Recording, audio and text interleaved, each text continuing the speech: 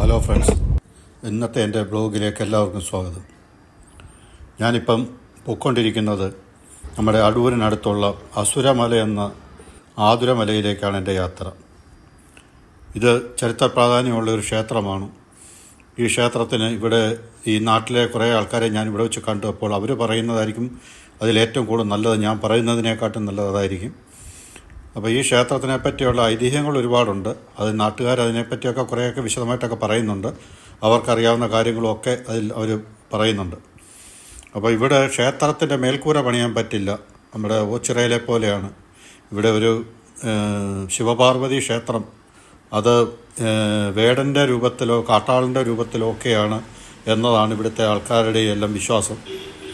അപ്പം നമുക്ക് ആ ക്ഷേത്രവും അതിൻ്റെ പരിസരവും അതുപോലെ തന്നെ ഞാൻ അങ്ങോട്ട് പോകുന്ന സമയത്ത് അവിടെയുള്ള തൊഴിലുറപ്പ് പദ്ധതിക്കായ കുറേ സഹോദരിമാർ അവിടെ റോഡ് വൃത്തിയാക്കുന്നു വൃശ്ചിക മാസത്തോടനുബന്ധിച്ച്. അപ്പോൾ അവരോട് ഞാൻ ഈ ക്ഷേത്രത്തെപ്പറ്റിയൊക്കെ അന്വേഷിച്ചു. അപ്പോൾ ആ സമയത്ത് അവരെന്നൊക്കെ ഈ ക്ഷേത്രത്തെപ്പറ്റിയുള്ള കുറേ വിവരങ്ങൾ തന്നു. അപ്പോൾ അവർ പറയുന്നത് എന്താണെന്നുള്ളത് നമുക്കിതിനകത്തൊന്ന് കേൾക്കാം.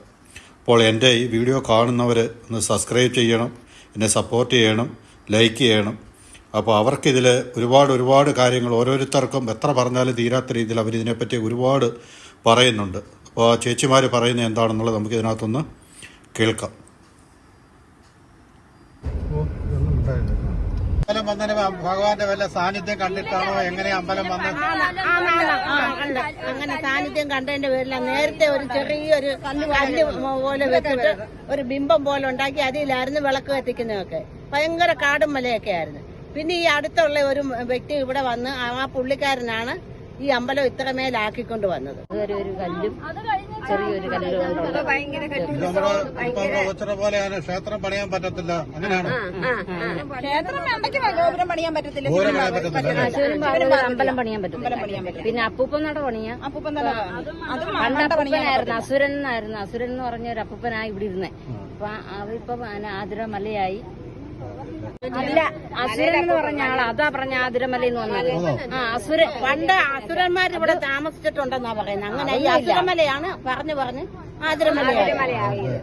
പിന്നെ പഞ്ചാബികളും ഒക്കെ വന്ന് ഇവിടെ പിന്നെ ഗവേഷണങ്ങളൊക്കെ നടത്തി അവരാണ് ഇവിടെ ഒരു ക്ഷേത്രം വരുമെന്ന് പറഞ്ഞ പഞ്ചാബികള്. പിന്നെ നാട്ടുകാരെ ഏറ്റെടുത്ത് ഇപ്പൊ വലിയ പുരോഗമനമായി. ഇപ്പൊ ഞായറാഴ്ച എല്ലാ ഞായറാഴ്ച ദിവസങ്ങളിൽ അടുക്ക് വെക്കുന്ന ഒരു സമ്പ്രദായം ആണ് ഈ അടുക്ക് വെക്കുന്നത്.